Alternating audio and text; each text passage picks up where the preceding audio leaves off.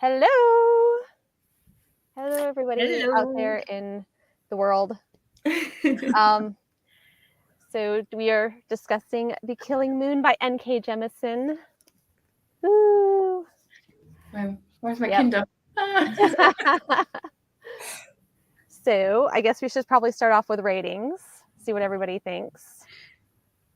Sure, I can go first. So for everyone else, we it was like a race to the finish. Me and Femke were like, fuck. But I Finished like 5 minutes ago, so Yes, I finished this morning. I really enjoyed it. I gave it 4 stars. I just did my compile like 2 minutes ago. I was like, let me just see what I think it's a 4, but you always. So yeah, really enjoyed it. 4 stars. Mm-hmm. yeah. So like I said, I just finished 5 minutes ago, so I'm still like gathering my thoughts. Right now, I am leaning towards like 5 stars, but I also want to help this discussion with figuring out what my final thoughts are and figuring out what the rating is going to be. But I really liked it. So yeah, definitely like high rating, so like 4 or 5 stars. So this is a reread for me. It's been a while though, so I basically like breezed through like the first like 300 pages and skimmed like the last 100 just to refresh. But I really enjoyed this like the first time, and I believe I rated like around a 4.5 star like the first time because I feel like it's really fleshed out, and I really like the premise and how it's approached and everything. So yeah. Amazing. Oh my god, this is like our first everyone liked it since like Malice. Like, I know it's been a while. I think we all like what was it called? Foundry Side as well. Like yes. first book Foundry Side at least. Yeah. That's true. Mm-hmm. That's true. And the second one, I think we really enjoyed that one too. We did. Well, I think progressively that's a must. But Yeah. I did. Yeah. At least Foundry Side, we were all like, love this, 4 or 5 stars. And then the second one was a bit more like, like not as unanimous as the first one. That's true. But yeah. Oh, and I think we all liked Aurora Rising as well, right? Yeah. Was that before or after Foundry Side? I have no clue. I think it was after, if I remember. But at least I think we were all like reasonably enthusiastic about that one as well, as far as I can recall. Very true. Yeah. For me, it did at least. I know people here above me have more positive thoughts on the matter, but I didn't like it. Mm-hmm.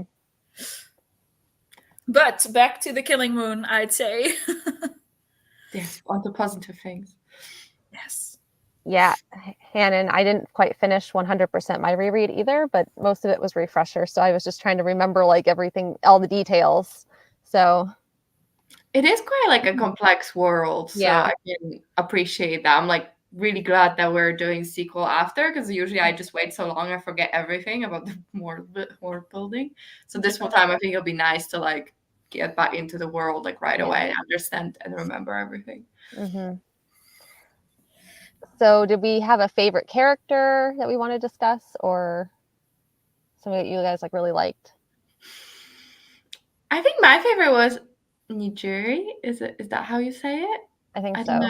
Yeah, so I think he was my favorite. I will say this book like doesn't really have that many characters, right? Like there's like pretty much 3 are like MVPs, and then there are everyone else. But yeah, I really liked him, and overall like I really liked the characters. I was like doing my compile and thinking like I'm going to give it like a 9 for characters, because I just feel like they're all so complex as people, but you totally understand where they're coming from, and they're all symbolizing like different types of things, and it's like so many things and feelings they're having, and their relationship to each other is so like complicated, and it was just all very, very intricate. So yeah, I really enjoyed like that aspect of like how well the characters were. They weren't like, oh my god, it's my favorite character because they're like cool, witty or whatever. It's more like they're just such complex human beings. It was really cool. Yeah, I think especially for that reason, I don't really have like a favorite or least favorite character. There were like things about the characters I didn't particularly like, but like you said, because they were so complex and so well fleshed out with like thoughts and motivations and beliefs and all that, that I don't really, I could understand all of them, where all of them were coming from, even if I didn't necessarily agree. So like for that reason, I don't really have like a favorite or least favorite. I think for me personally, I have no idea how to pronounce this, like Ihiru. Yeah. That dude. I Yeah. found his journey, I think, the most interesting out of the three. But like I said, I don't think there was. It's really like a matter of like favorite character or least favorite character. If that makes sense. I'm probably pretty much like on the same page as Femke here, because Hero, he was my favorite simply because his character arc like was the most interesting, because he was probably the most devout out of all of the brethren, and he ended up being the most corrupt because he was trying to wait it out to help. It was almost like a self-sacrifice to sacrifice his holiness, for everything that was kind of like, developing like in his story arc. Yeah. But also he just had his entire belief system just turned on its head. Like before, turning corrupt basically, before choosing to corrupt himself for the greater good basically, he just, everything he believed in was just like, nah, it's a lie. Nah. Yeah. I mean, it's fascinating. Yeah. I think that's why also. Oh, yeah, they're all very well fascinating. I think that's why I also like Nigeria, because his like journey was like, it was very like loss of innocence in that sense, and I really loved just like where we start with him, and also like his whole life, like at the scene with his, also spoiler, like let's just say spoilers in case someone no one like cares, but I just feel like the scene where he first meets Ihiru and then his mom, like dies or like is gathered, and like how of an old soul he was, but then also like he imprinted on Ihiru and like that journey, and then like him being so reluctant to gather him, and in the end like doing it. It's just, and like how he changes throughout the whole book. I just found his like relentless optimism and faith in the beginning just like really like it was needed in the book, because actually like a hero is in such a dark place, and like I really liked his character actually, because it's like such an interesting arc. But yeah, just Nigeria, I'm like I need a little bit of hope. I need someone else to be there with me, like we can get through it. So yeah, I think that's why like I liked him. Yeah. I mean, I definitely get that. And I agree with everything you said about like his optimism and his growth and everything, but like I said, I don't have like a favorite character in that sense, but just for me personally, I find a hero's journey to be the most interesting. Yeah, I guess. but yeah, for sure. Oh, okay. That dynamic. I think Gabby has thoughts on this. I do. Oh my god. The whole book, like with Nigeria and the hero, and then Sunandi, I think her name was. What a clusterfuck. Like, I was like, there's so many feelings and thoughts and like different like relationships there. It was just so fascinating. Like with Nigeria and hero, like how it went from like a father figure to like almost like a love you have for a lover, but then also like a brother, and like I don't know. I feel like for Nigeria, it was like even like maybe in a sexual way, like that kind of love. But for a hero, it wasn't. And like obviously, there's like a big age difference as well. But like a hero, there was that scene where he's like, maybe it's selfish of me, but I want to keep that love. And Sunandi was like, yeah, you should like try to get love from wherever you can. And I was like, it's also fascinating. And then Sunandi comes into it, like her and a hero kiss, but I feel like I don't know. I was like, that's so random, but also I kind of get it. Like, yeah, I found it so fascinating. And just the whole time I was asking myself, like, what is this relationship? What's happening? But I think in the end, it was like so beautiful, but because it was like such a like just pure love. Like there's a line where he says, for Nigeria, it was no longer, yeah, that too. I'll touch on it in a second, but for Nigeria, it's like no longer about like the goddess isn't his law anymore. It's a hero. And I was like, oh my god, like just that's so fascinating. And overall, the religion in this book was super cute, interesting. But yeah, the imbalance of power, because obviously like Ihiro's got so much more years on him and experience and all that, and like Nijiri is at 16 years old, which is very young. I couldn't tell how old Sunandi was, because some people were like, oh, she's young, but then also she's got a very prestigious position, so I was like, she can't be 12, she can't be 13 or something, or like 16. She must be at least in her 20s, I think. I figured she was like in her 20s, because like she was said to be very young for her station, but then she also inherited it from her like adoptive mother. Yeah, I think 20s makes sense. I would say 20s, but then how old was Ihiro? Because I was just confused about ages in this book, like, period. He was either in his late 30s or early 40s, I think. It says his age at some point, but I kind of forgot. Okay, yeah, because like I do like remember from just like this last couple of chapters that like the prince was like in his 50s somewhere. Yes, but the prince was quite a bit older than, because when the prince killed Ahiro's family, I think he was 5, and the prince was already like a young adult. So I would assume he's at least 10, 15 years older. Yeah, so no, I mean, that makes sense. Late 30s, early 40s, I think that makes sense. Yeah. Because he was a bit older than 51, because his wife was 51, and he said she's nearly as old as him at 51, so he's probably 50 something. Yeah, like he's like 50s somewhere ish. Yeah. I don't know if you had any like thoughts on the relationships or add. Sorry, I was just like so like, oh my god, like the complexity. I love it. Yeah, no, I mean I agree with you, and I also think while the kiss was a bit weird, I didn't think it like, to me it didn't necessarily feel like sexual. It more felt like kind of like emotional, I guess, like reassurance, comfort, something like that. And not necessarily because, like, usually in like the romance books, like, a kiss is something strictly sexual. But I just don't feel like that was the case here.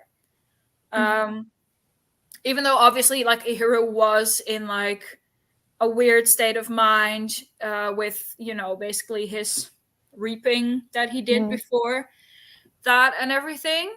But I guess for me, it just felt like Sunandi was just trying to kind of comfort him, I guess, and like reassuring him, like, you aren't what you do, basically. You aren't your worst deed. That's not all you are. To me, it felt more like that than anything else. But I mean, obviously, with the state that Ihiro was in, there was like a sexual component to it, I guess, but to me it just didn't feel like strictly that. Yeah, if that makes sense.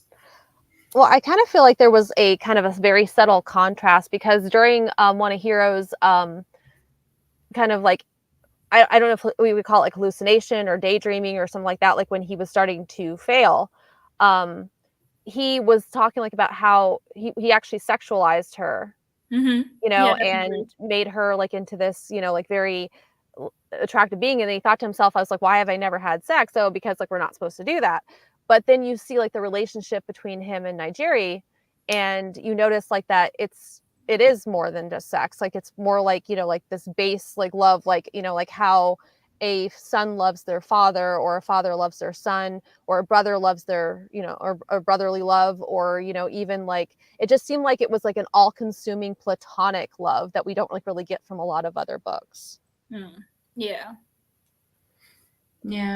It was definitely like, I think it was like multitudes of like, and how each of them saw the other was different as well, kind of vibe. But yeah, it was like, I liked how there wasn't like a strict romance in this. It was just like complex relationships across the board. And I was just about to say that. Like I didn't even miss it in this book. Usually, well, not usually. Usually sounds wrong, but like often I'll say in books that don't have like a romantic subplot somewhere, I'll be like, okay, but I think it would have benefited from this, but for this one, like it never even crossed my mind that there wasn't one, Yeah. I feel like it maybe would have taken away from it. At least in the book 1. I don't know, in book 2 maybe something will happen, but yeah, I agree. Yeah. It's very cool.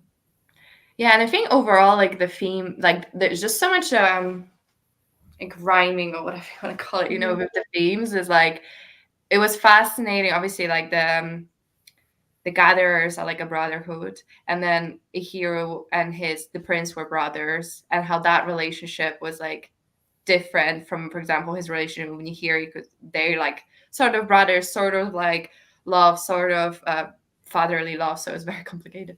But yeah, just really interesting, like how like the day that Ihiro like lost one of his families, like he gained another, and like how he saw it, and how that probably added to his fanaticism as well, in a sense, with how religious he was. And yeah, just like such a rich book in like different themes. Like it was really, really, really good. Yeah, and I feel like that's just part of the way that N.K. Jemisin writes, because I feel like that's the 5th season too. Just lots of complex characters, like world dynamics, relationships. Not necessarily having favorite or least favorite characters, but understanding where someone is coming from, even though someone's killing someone, basically. So I think that's just really a strength in her writing. But also her world building. I mean, the moment I started to realize basically that this was inspired by ancient Egypt / Nubia, I was like, yes. When I started this, I was like, oh my god, this is so much like, it's a very, very different vibe. Just that core idea of it was, I was like, this is like sci-fi near Schusterman, and I love both, and both like do different things with different themes, and like it's so fascinating. I was like, they're basically the sci-fis. It's so interesting, like the same concept executed in different ways, and like yeah, it's really Yeah, definitely.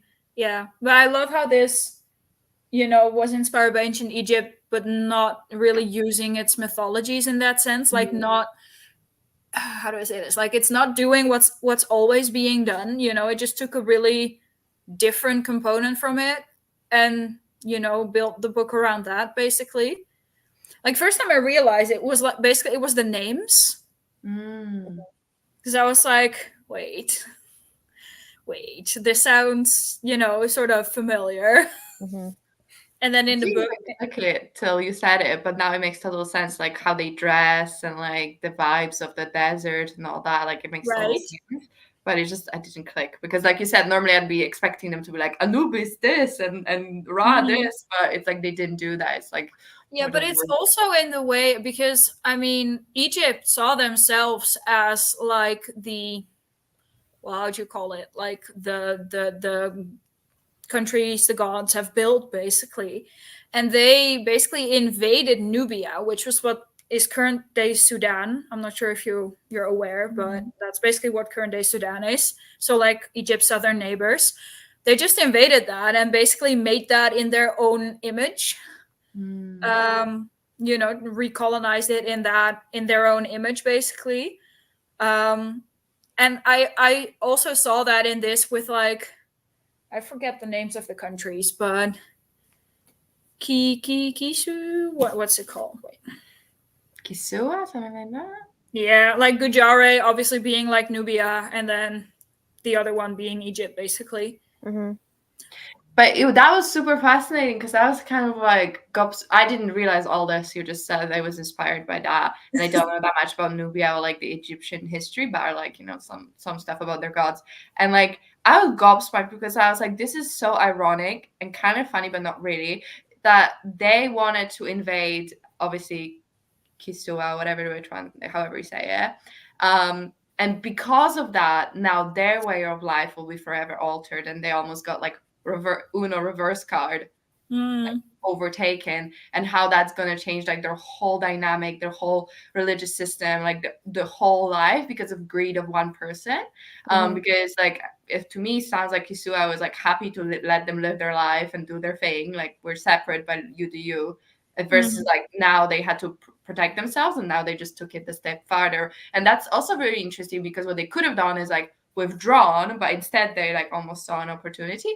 So that's super fascinating. And like how Kisua used to have like the gatherers and stuff, but they saw the like how scary it could be with the reapers, and decided to completely ban it. And I thought that scene where Ihiro and Nijiri were in Kisua, and then people approached them to help them with the gatherings or like heal them and stuff, and like how desperate people were for that kind of help, and how it was banned, even though like it can be a positive thing, but obviously it has like scary consequences too. Like that was very fascinating, because she was like, that's against the law, and he's like, if you stop them, they're probably gonna like trample you to death because people, like, as a people, they're angry and they want this. So that was like just so interesting. Yeah. Mm-hmm. Yeah.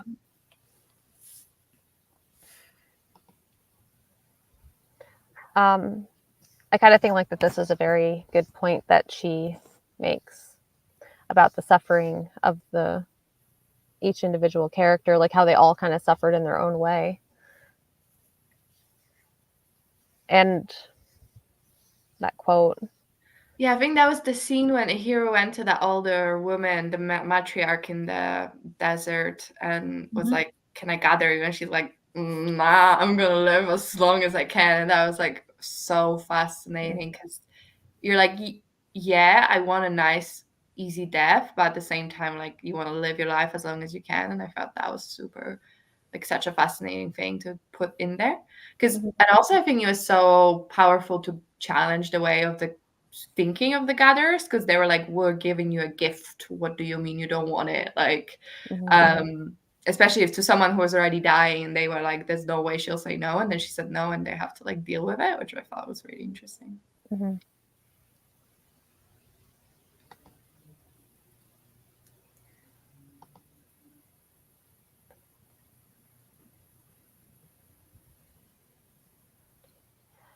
I think she said like that in response to what you were saying, Gabby, previously, about like before, like we discussed like the suffering. Yeah, Hannah, you need to explain slightly more what you mean whole body humor swing to the magic system. But the magic system was really fascinating. I thought, like, sorry, I'm just reading her comments. I was like,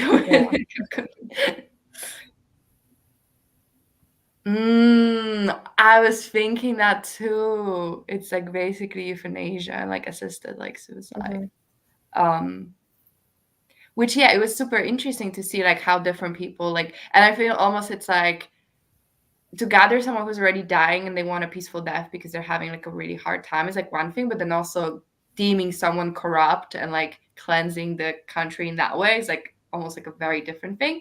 So it's like there's such a beautiful side to what they do, but then also not such a beautiful side. And like you gotta ask yourself how much of being brainwashed as well makes you more willing to do it or be gathered and stuff like that. Yeah, but also when like the truth came out that the people who were deemed to be corrupt were basically just being assassinated under the guise of, you know, being gathered, being tithe bearers for Hananja. And I love kind of like seeing how deep that corruption went.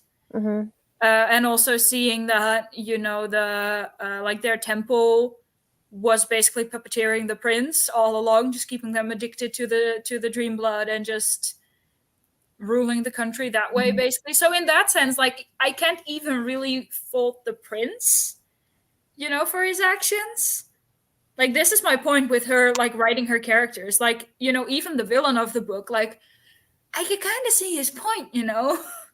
Like, no, yeah, and also because he wasn't doing it for like world domination, he was just trying to bring order to things he considered to be like have no order. I thought that was a very interesting point because he was like, I want world peace. The only way to get world peace is for me to rule over everyone. And I feel like I recently consumed some kind of media that was also that thing. But I just thought that was so interesting because he's like, I want order. And in order to do that, I will need to become God, which is just like so megalomaniac. But yeah, it's not a bad thing to want people to have order. But I thought he was in his head also talking about like how amazing Gujarat is and how there is no, like, you know, he was like, even the poorest of castes like don't starve, and that's great. But then in the next breath he's like, and any servant knows that blah blah blah, because obviously they're a very segmented society with caste systems, though if you're like a servant you're going to be servant your whole life. So it's like he kind of gets it, but then he doesn't get it, because you can't like get through, I guess, peace and justice if people are born unequal, right? And it's great that people aren't starving in the streets, but also if you tell someone they can only be one thing and that's your servant, and you were born lucky enough to be a prince and therefore you're better than everyone, there's still like, obviously it's hard for someone who's born and told that they're Hanja's like avatar in the world, like obviously you're gonna get a big head. It's like just gonna happen. So yeah. Mm-hmm. Also, Hannon's kind of explained what she meant, and that makes a lot of sense. Yeah, I remember that vaguely. Yeah, it's like Dream Blood, Dream Bile, Dream Ichor, and Dream Seed, I think, and they are all used for like various ailments. Yeah. And stuff. Mm-hmm. Sorry, I was just grabbing my Kindle so I can see what I highlighted. Yeah. But yeah, I really like how she just pulled in like inspiration from all these different things and just, smushed them together and came out with this, because it's like, the way she wrote it makes sense. Mm-hmm. It did. Yeah.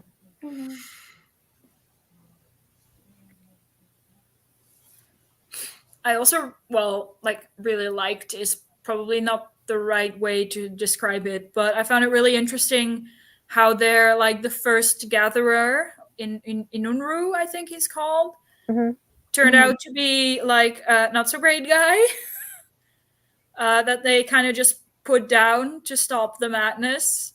And it was like, yeah, well, he was immortal and he was using reapers to stay that way, so your idol is probably not the best person to idolize right here, maybe. And I think that was such a prevalent theme as well of the Una Une and his corruption. And I, after a while, when they mentioned him like third time, I was like, okay, so he's the Reaper, like, gotcha. But that was such an interesting parallel because obviously Una Une was to a hero what a hero was to Nijiri, if that makes sense. So it was just, like such an interesting way to see how that relationship like developed in such similar ways. Yeah. I was really fascinated like with the prince's kind of like story arc too, because he came off like as this like really like their first impression of him was like that he was like a good guy because he respected women, and he believed in treating like every woman like a goddess, and like so you feel like he's like just kind of like the safe person, and then you go like more into his background story and realize like that he's kind of crazy, and he killed like his entire family, like and his dad's entire family and all the wives and everybody else, and it's like wow, it's like this guy's a piece of work. And then you find out that he can't even be healed by the dream blood magic because it's not actual insanity. He was very intentional with everything he did, so he's just not a good person. No, but I love how the book kind of just wrote him like you're still not seeing him as an actual bad person doing things for bad reasons. Because in his mind, he was justified and he was, doing the righteous thing. And obviously, like we, from an outsider's perspective, say like, this is probably not good. This is not a healthy way to cope with things. Murdering your entire family, basically, it's not healthy. But in his mind, he was doing that to prevent history from repeating itself. And, I find it so fascinating because he didn't think he was doing the bad thing. He genuinely thought he was doing like a good thing, I feel like. For sure. I mean, he even said like, oh, this is how my father ran things and that was wrong. And I'm going to be better than that. And I'm going to do all these things that are better. But you're like, well, you're still trying to kill your brother, like, and like all these, and like he didn't alienate his children from each other, but at the same time, like, sounds like the children were very like focused on him as like always being right and like very like indoctrinated in that way. So 100% he doesn't see himself as a bad person. So reading from his perspective, you're like, okay, I kind of get what you mean, but like that's pretty messed up as well. Like, but it doesn't read as like a nefarious plan for world domination. Like that's my point, because to him it's not.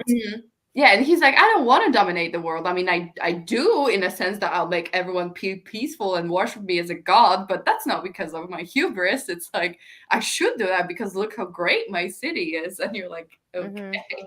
Yeah.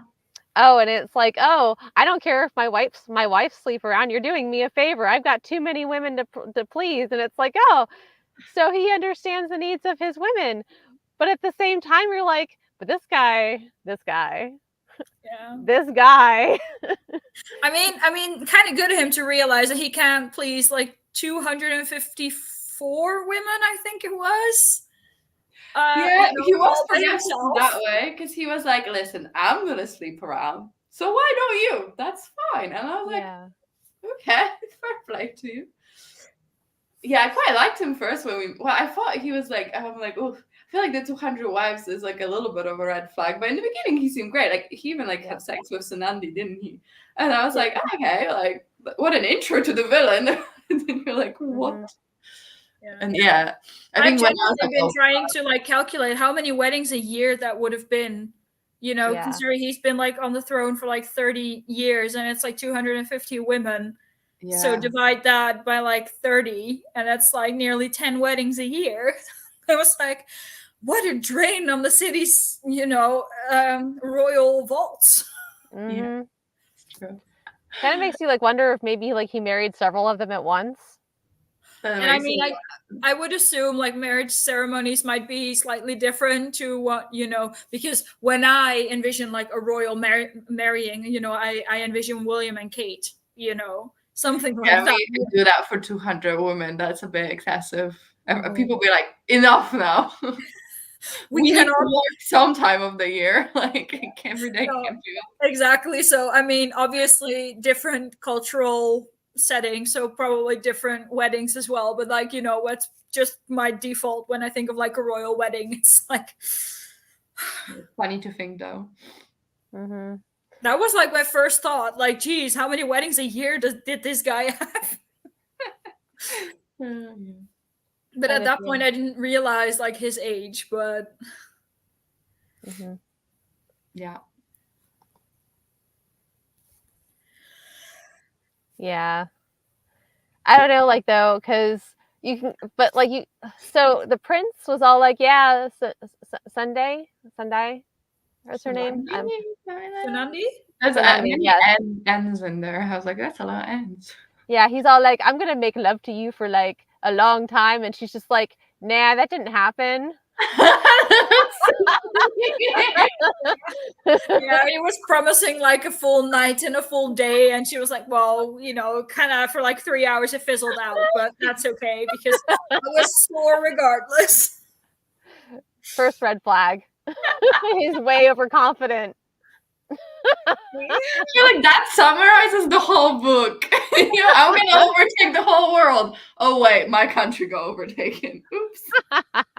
Yep. Oh, that's so funny. Yeah. Another thing I found like really interesting in the book was like the religion aspect of it all, and like it was fascinating because obviously we follow almost like priests, right? So like they will be the most religious, but it's just like how the whole country essentially like built itself around it. And it was like fascinating because it felt like it was saved like by new system, but like just in one country, and the other countries are probably like, what are you doing? That's a very interesting approach. But I just felt like it had so much interesting things to say about like it didn't say outright, but just like thinking about like fanaticism, also like using your belief to justify anything, because anytime anything happened they were like, well, it's Hanja's will. I'm like, that's very convenient for you to say that anything that's happening is her will. Therefore, like they were like, oh well, if Ihiro snaps and like becomes a Reaper, that's Hanja's will, so it's fine though. I'm like, okay, well, we need to take some like responsibility somewhere.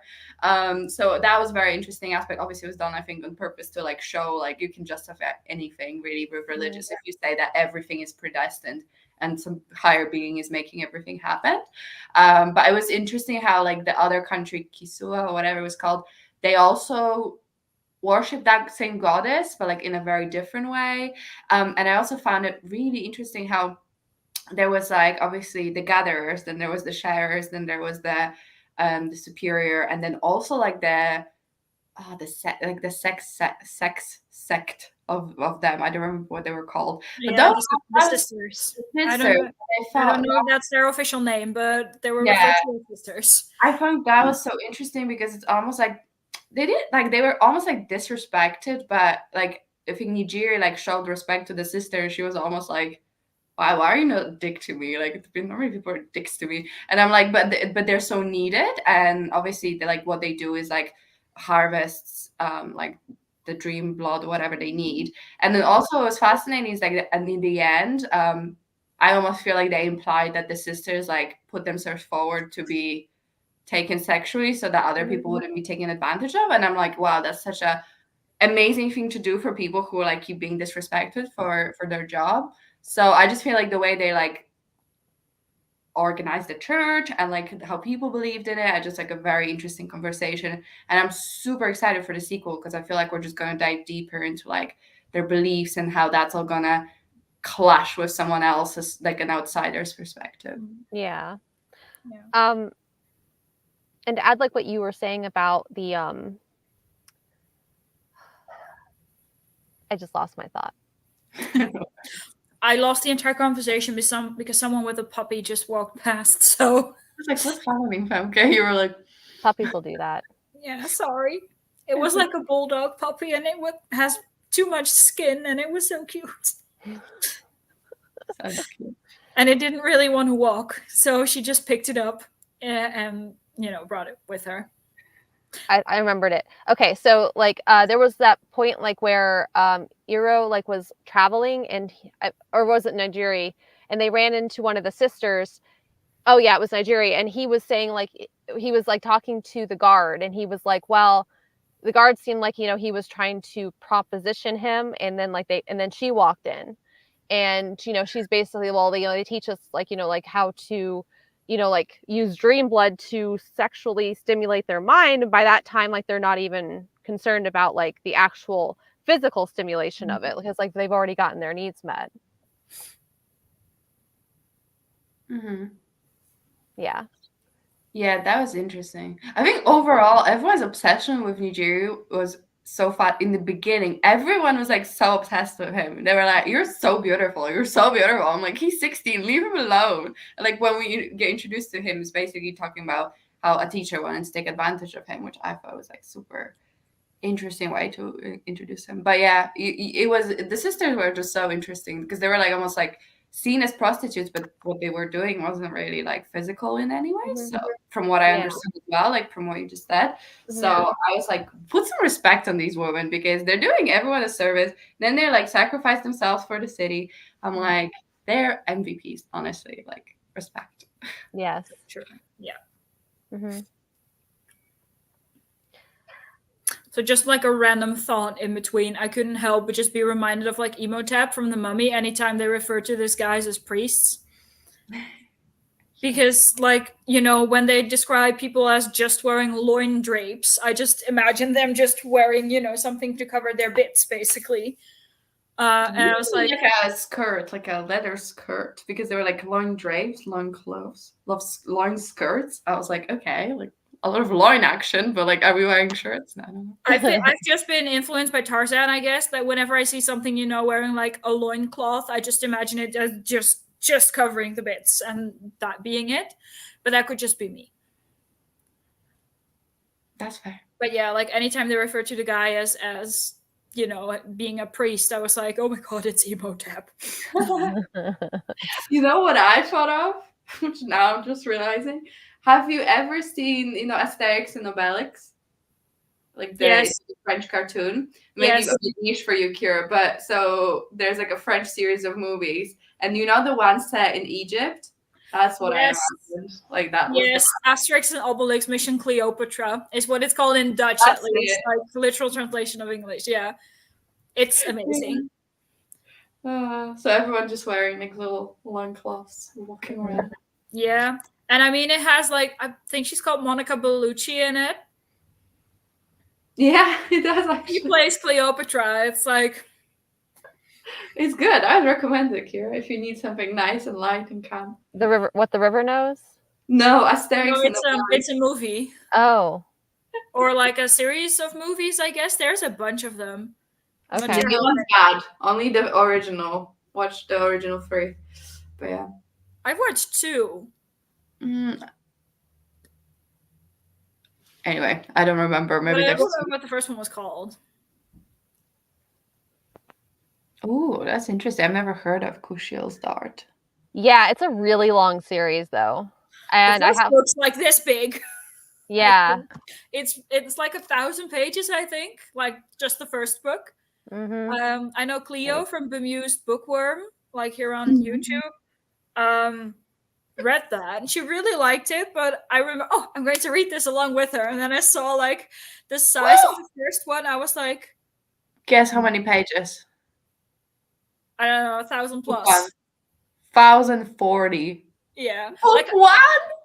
Yeah, but I was like, oh, I'm going to just, read this along with her. And I was like, I saw the page count. I was like, no. I heard, and from like what I've heard, like it's very steamy, very steamy. So like that's like 1,000 pages of like steam. Okay. Yeah. No. Yeah, but then, like, Well, like, Hanan, let's read it together when we're done with all the other rereads. Yeah, and I think the whole point is because she was like hit by like, Kushiel's dart, that she was, I think the girl's called Phaedra or something, or Phaedra, I don't know how to pronounce it, but because she's been hit by Kushiel's dart, that means that she's basically like, a concubine thing person. And like it was like, it sounded very, very steamy indeed. Yeah, it says she's like a courtesan type of thing. And yeah, about Hanan's comment about What the River Knows, I feel this is much more mummy vibes than What the River Knows. I enjoyed What the River Knows, but it's definitely YA. It has like a YA version of, Rick. He was fine. I enjoyed it. I think I gave it 4 stars because I finished it in a day, but it's like, yeah, Hanan hated it with a passion, so you should go for this one. It's much better. I feel like this will enhance my experience of reading book 2 because I will now firmly like place this in Egyptian style of everyone looking Egyptian. Because right now I feel like it was in the back of my head, but not like properly. Yeah. I was like, from the beginning, I was like, these names sound like old Egyptian, because I tend to watch like the documentaries on National Geographic where they unearth some person's mummy and then they read the name and it always sounds like this, like kind of like, I don't know how to pronounce it, but it sounds similar. And then at one point we had someone called like Sekhmet, and I was like, yeah. You know what? Before I knew all this, when I was kind of imagining what almost like old school, like kind of ancient, like more like India and that kind of thing. Gujarat, I was like, that sounds like Gujarat, I think it's called, right? So I was like, oh, is that what we're thinking? But then as it went, it made less sense. But I was like, oh, maybe she's pulling from different like types of things and kind of thing. Yeah, no, with the name, I can definitely see that. But I feel like with the customs and everything, and in the names and like knowing what, I personally know of like history with Egypt, Nubia, that kind of thing, I was like, yeah, I can see it. I'm not sure if you're like familiar at all with like the temples, but you have like Abu Simbel in Egypt, which is in very, very southern Egypt. That was actually in what used to be Nubia. And it was actually preserved this well because people in Nubia were just like, we're not going to worship your shit, or we're not going to destroy your shit either, because then you would have a reason to come here. So they just kind of let the temple be forgotten, and it was just covered in sand for thousands of years. But that's because it was really difficult for Egyptians to get to, because the Nile has like a couple of cataracts, the way they're called, which are really difficult to sail across, basically. So they weren't very keen on going to Nubia. But then you had like Ramesses II. He was like, kind of like our prince here. I am the god and you shall be my servants, basically. He was like, nah, I'm gonna get Nubia too, and he did. So, and just kind of built a massive temple there to commemorate his invasion of Nubia. The more you know. Yeah, and then in like early 1900s, I think they wanted to build like a dam. So they literally cut the entire temple into tiny pieces and assembled it back at the top of where the dam would be. I have heard of this. Yes, isn't this Death on the Nile by Agatha Christie? Yeah. Wasn't it like in the movie? It's somewhere else than it is nowadays because they since moved it. Yep. Yep, that's Abu Simbel. Okay. Yep, they cut it into thousands of pieces and just put it back together like a 3D jigsaw. It's kind of wild. I mean, the temple is huge on the inside as well, so it's like not just the facade in the front, but it's like really big on the inside as well. So I'm kind of impressed with them just taking the entire thing and just, putting it back someplace else. I just read Hannon's comment, which was fun.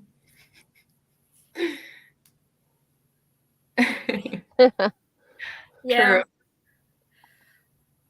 Actually, just before this, Hannon sent me like a Twitter, and she was like, "Oh my god, we need to go see it because they're re-putting like Mummy again in the cinema, at least in the UK, for 25th anniversary." And we were like, "Oh my god, we have to go," because I love the Mummy. It's like one of my favorite movies. I was so disappointed the other day because I just restarted my Netflix subscription because I was just feeling some Mummy, and in the Netherlands they took it off Netflix, so I just restarted my entire subscription for nothing. That is upsetting. And then I wanted to watch another movie that was on Netflix, and they removed that one as well. So you know what? I had the dream the other day that I should watch She's the Man, and I woke up feeling like I need to watch She's the Man. Scoured the internet, and there's no way to watch it legally but like Paramount Plus, which I'm not freaking paying for Paramount Plus. And I was so annoyed. You can't even buy it on Prime. You can't access it anywhere. Not even YouTube. You can buy movies on YouTube. Nowhere. I was like, what the hell? Paramount Plus is the worst. Yeah, you're kind of making me wonder about that with like the Asterix and Obelix movies, because we have those on like VHS, and I know that we have like a VHS player somewhere. The only issue is that our TVs don't have the plug thing anymore for the connection of the VHS. So yeah, I this Hannon made a comment about how there's too many streaming services. I've been collecting physical copies since I could collect copies of all my favorite movies, because streaming services weren't a thing back then. And honestly, it makes me so upset that you have to go to certain streaming services just to watch certain things and get a whole subscription, but you'll never actually own the movie, which really is also very frustrating. So I don't know, I do engage in watching streaming services, but I feel that they're not a stable form of entertainment, because they're constantly changing what they're putting out, and they're constantly putting out new stuff. So the old stuff kind of gets left behind. Yeah. And then if it does come out, then you're not able to get it anywhere but on that streaming site. Mm-hmm. Yeah. I remember my dad used to get DVDs, and we have hundreds of them. But the problem now is when I go home, it's okay because they have PlayStation, so you can put a DVD in a PlayStation, I'll play. But the PlayStation we have doesn't have that, and none of my computers have a DVD player, so it's it's really hard because even if I have the physical medium, you need a special thing to play it. Because I also remember having so many VHS tapes from my when I was a child, and we still have them, but I'm but where would we play it? Yeah. I bought this laptop. I think it was I'm 28 now. I think I bought it 8 or 9 years ago now. And I actually bought it then with, specifically with where you can put a CD or a DVD in. Mm-hmm. But I've already replaced certain parts of this laptop once. and it's nearing the end of its life. It works with streaming like this, it's fine. But the moment I try to go edit something, like editing is fine, but rendering takes forever. So yeah, it's like I probably kind of should maybe look at getting another one, but. And the vast majority of laptops like out there don't even have a place to put CDs anymore, or DVDs or Blu-rays or anything else. No, it's the same in my car. I have a ton of CDs because usually when I go to a concert, I will buy a CD and have that signed if the band's coming out. I have a shit ton of CDs, but now my new car doesn't have a CD player anymore. Yeah. Like, we got this vinyl player from my fiance's mom, and which is great. It's like 30 years old or 40 years old. So I bought the new Taylor Swift album as a vinyl, or like pre-ordered it, and I was so excited. But otherwise, we just have these like the most random, like old, like vinyl things, and we just play that. Yep.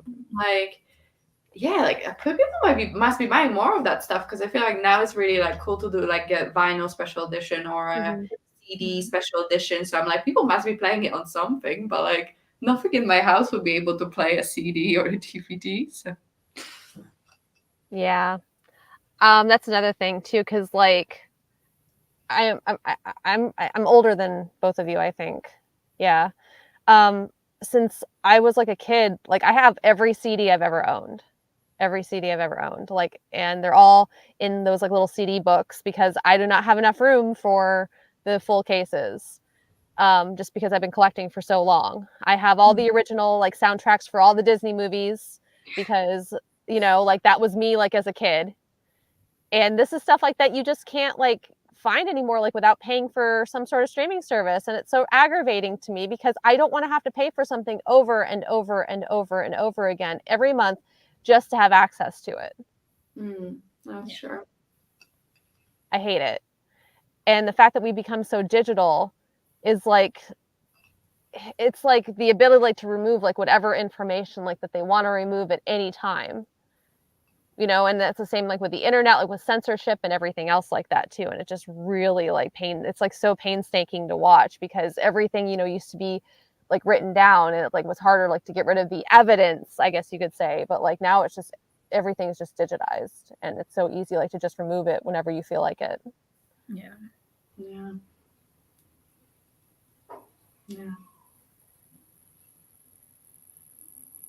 I had a thought, but I lost it. Do you guys have anything that you're very excited to see in book 2? I'm like really hyped to read it, actually. I'm honestly just curious to see where this is going because I feel like honestly the story pretty much wrapped up here. Obviously it's not all cleaned up very nicely, but I feel like this would be a point where it could be left off. Because basically, we see what happens. Kisua is going to take charge of Gujare. Someone is going to rule it, and they just ask them that the gatherers, are left to do their thing, and to be respectful to the people and to the beliefs. And I feel like that's just as good a place as any to just leave it at. But yeah, I feel like what Hanan just said makes sense, but I have no clue. I mean, I have it here. I can grab it. Very smooth transition. I had the same thought that I was like, this wouldn't be like the neatest, but it would be a good open-ended ending for the like a standalone. So maybe it is the right choice to go time jump and show us in like X many years how what they did turned out. Oh. I mean, I could read you the synopsis. Maybe can you like just read like beginning or something, because I'm always like, they say too much. Yeah, no, I get the tagline is a city veiled in shadow, plagued by nightmares. And then the first line is Gujare, the city of dreams suffers under the rule of the Kizuati Protectorate. So things didn't go as planned. Okay. You want me to read the next line? Yeah, you can read a bit more. Yeah. A city once peaceful now knows only violence and oppression. And nightmares. A mysterious plague haunts the citizens of Gujare, dooming the infected to die screaming in their sleep. Yeah. Okay. Very interesting, because it's like, I wonder what it's gonna say about like what Gujarat was like right now, because like it was definitely like not a utopia or anything, but it did have some awesome things and they had some not so good things. So very interesting. I was gonna say something else, but I forgot as well. I love how, later in the synopsis, it's actually just kind of like described as a Kiswati occupation. So not good. Bad connotations with the word occupation. Oh, I know what I was going to say. Because why I asked, because I'm quite interested to learn more about the full suite of gods they have, because I feel like we learned so much about Hanjara. But they have obviously other ones that are almost like more important for other countries. So curious to see how if they touch on that and like to learn more about them. I just opened the book randomly on page 450. I can tell you that Nigiri and Sunandi are going to be back at some point. I don't know in what capacity, but I just saw their names. So they are in here somewhere. Nice. Even if it's just a reference, we don't know. No, I don't know. It was on page 450. And then we have like, I'm not going to show you too much, but like we have this between like my fingers here, this paragraph, they are both mentioned in that paragraph. And I didn't read beyond that because I know myself and I will spoil myself because this is like literally the penultimate chapter or something. Don't do that. It happened before where I was just randomly, just leafing through and just, reading something and that just happened to like be the entire plot of the book. It's happened before.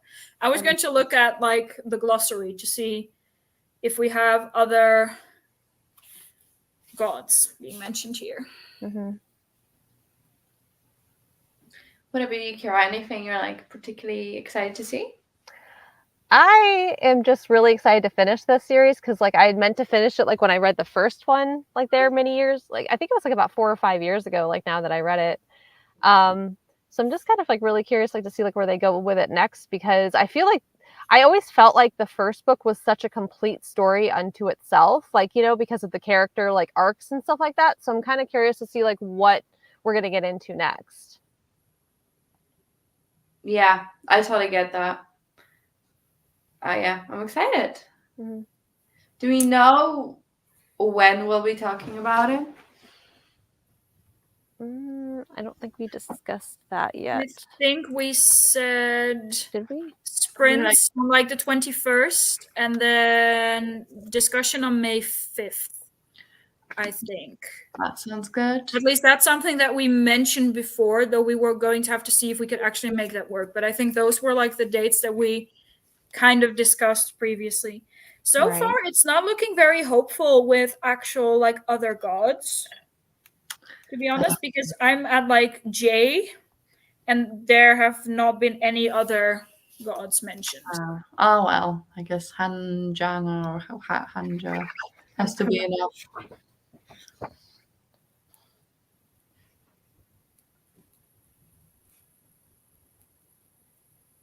I hadn't added that to my calendar, so I just did, because that's probably like why I didn't remember us talking about it before, because it's not in my calendar.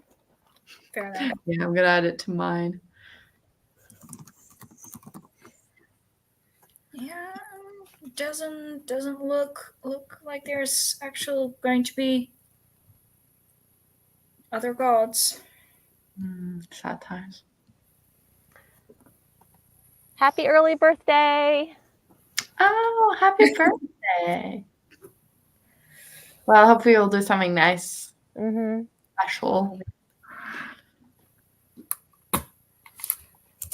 Yeah, I was thinking about the same thing, Hannon. That would be amazing. We would. I haven't actually seen like, but nothing special. Yeah. Yes. Also, I just realized something while looking at like the glossary that just struck my mind. Like when they wrote something, they were also talking about like hieratics.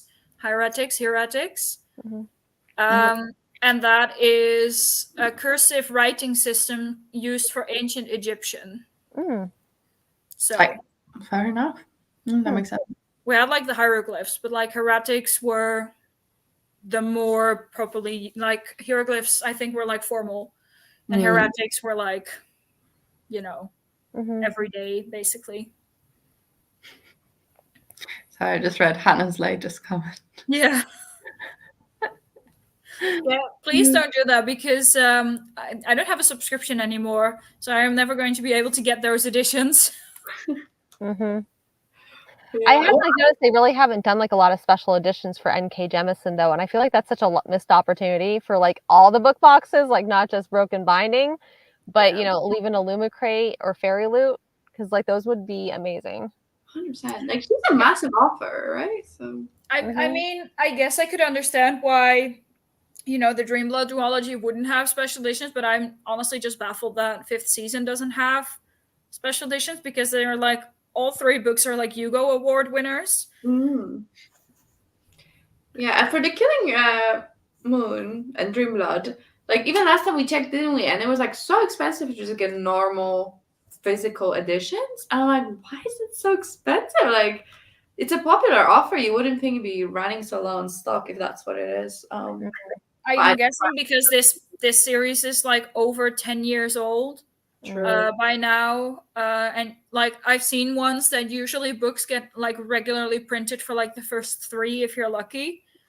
So I guess it makes sense that by now physical editions are much more difficult to get. That's fair, yeah. But yeah, it still sucks. Yeah.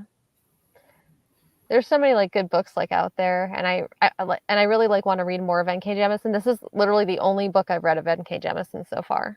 Oh, you need to get to 5th season. I mean, to be fair, I say that, and I read 5th season, and then I'm still yet to read book 2 and 3. So a while back, like when I went to my used bookstore, I was getting rid of a ton of stuff, and they have a really amazing selection, like of pretty much everything. So I picked up literally every N.K. Jemisin book I could find, including like the Dreamblood duology. So I have the full book of the trilogy of the Inheritance Cycle and the 5th season. I just haven't gotten to them yet. I actually kind of want to reread them, because I feel like when I was reading the 5th season, I read the entire trilogy. And like I do think it was great, but I feel like I just wasn't really in the right mind space for it. Yeah. So I kind of feel like if I were to reread them when I was in a better headspace for it, I would appreciate it more.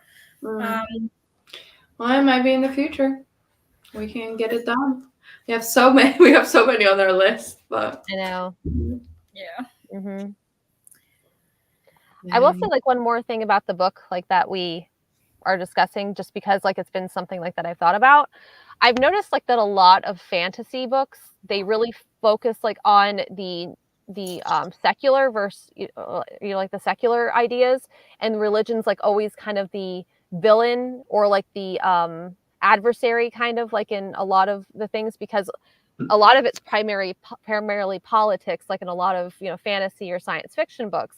But this actually villainized political ideology and kind of put the religious aspect on a pedestal, which I feel like is a sharp contrast to like a lot of the other fantasy science fiction books like that are out there.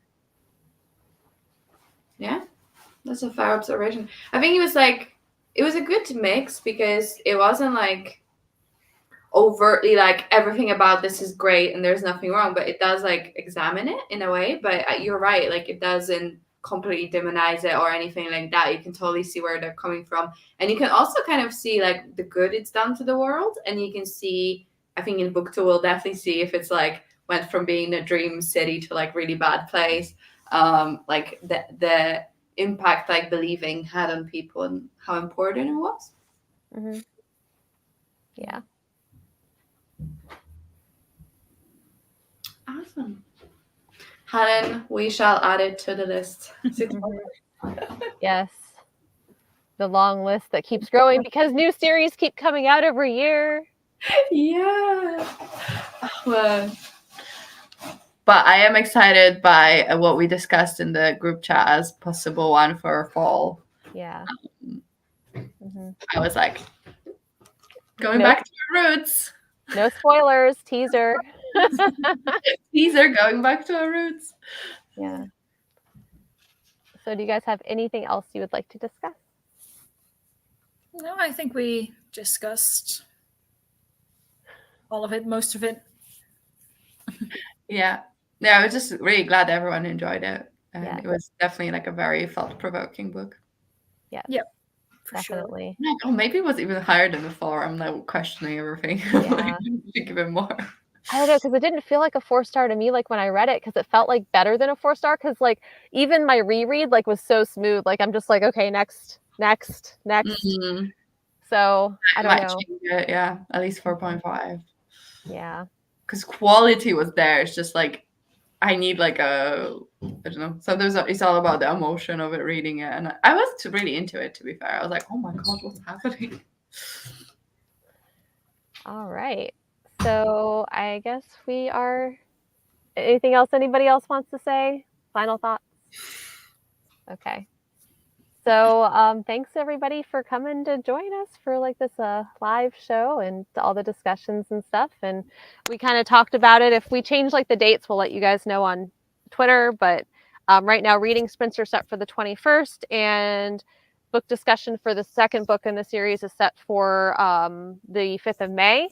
And it will be on somebody's channel in our group. So, all right. Thank you guys so much for hanging out with us. And I'm going to hit the live stream and we can do the awkward wave before it goes off. Okay. So bye. Bye. Bye.